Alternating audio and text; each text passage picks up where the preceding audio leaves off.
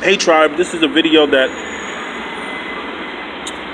might go a little longer than I usually want, but I think it's very important that certain things be said in terms of a financial manifesto for the poor.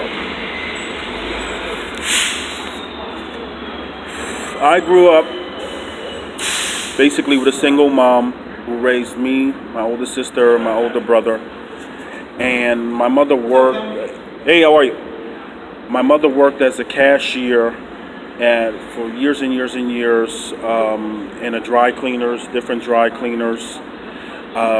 She was a maid. She was a home health aide. She worked a few different places, and her and my brother, I always remember them, talking about bills and saying, "Oh, this bill, that bill, this bill," just like weighted, burdened by bills. But I was too young to understand, and I used to say to my mother, I was like, "But we have love."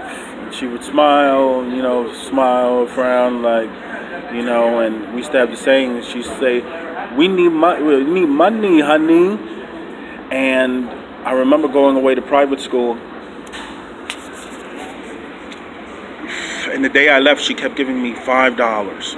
And this is before, cell phones, and before they had bathrooms on buses. I was on a bus for 7 hours, I guess, from New York to Boston. I got the least expensive, I'll say, bus ticket, and I was afraid to get off the bus because I was like, oh my God, you know how you're going from Boston to New York, and it's like you're in Connecticut for so long, and then Massachusetts, and by the time I got there, it was at night.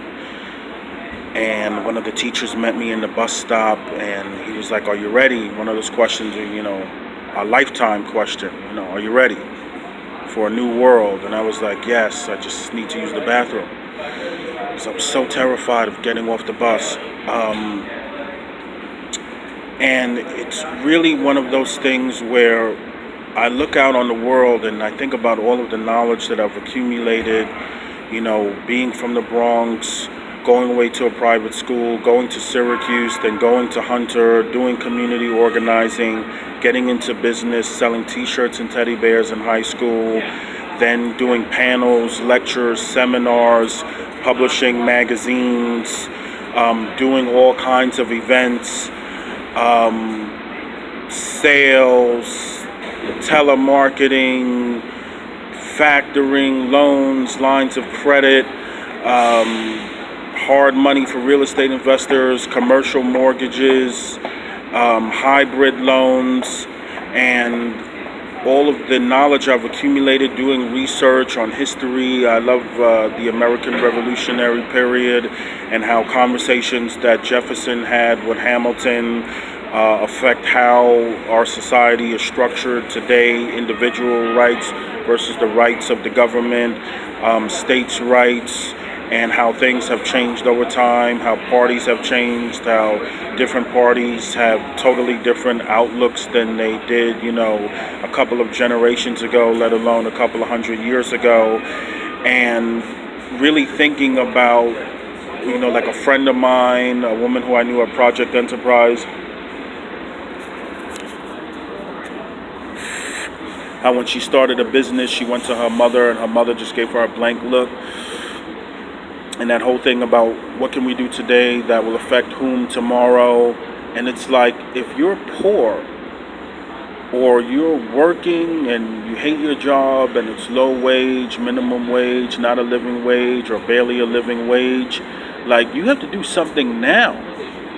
You have to go out there, you have to find you have to do the research, you have to find the answers, you have to ask the questions. Like I learned in community organizing, Dr. Lee Stewart, South Bronx Church, is part of the Industrial Areas Foundation.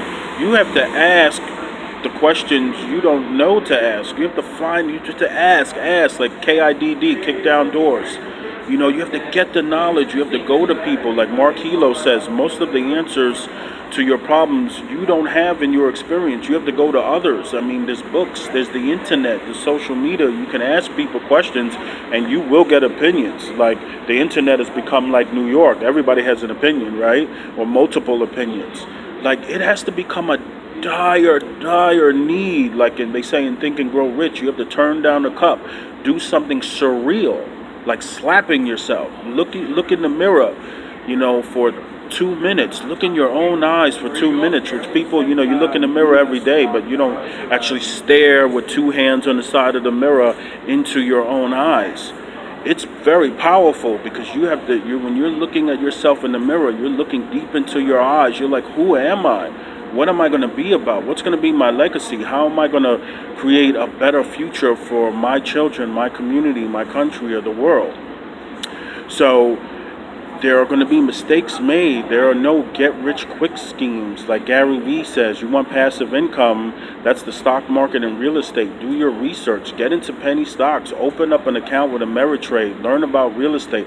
I remember when I got the Carlton Sheets course, there were just 2 paragraphs on being a bird dogger, finding properties for investors, and I started doing that. And I remember Mr. Rudy Southwell gave me like $3,000 in cash and $2,000 check for finding a property, and I was getting off the highway, and my girlfriend was pregnant, and instead of getting off the highway and going right and going home, I said go left, and I went to Kmart, and I bought the crib bed, and I bought all these things for babies, and I showed up at her door with this literally crib bed, 2 big bags, and I had to make a decision to do something because I had a baby on the way.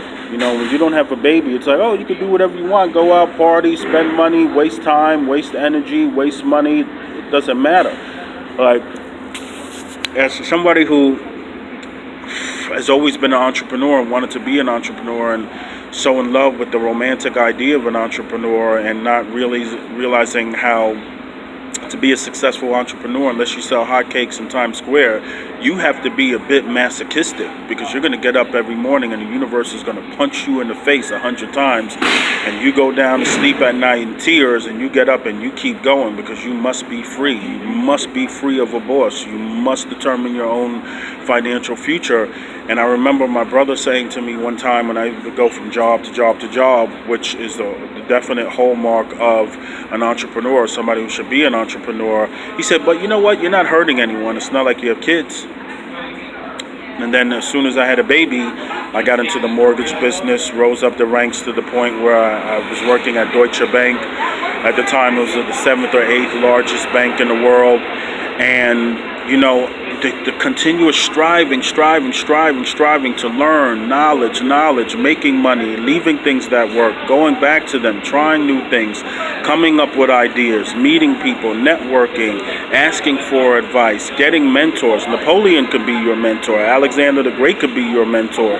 In the Bible, they talk about money all the time, and it's not like people always think, it's harder for one of the biggest things that have held people back. Sorry for the up close, the Coca-Cola truck going by.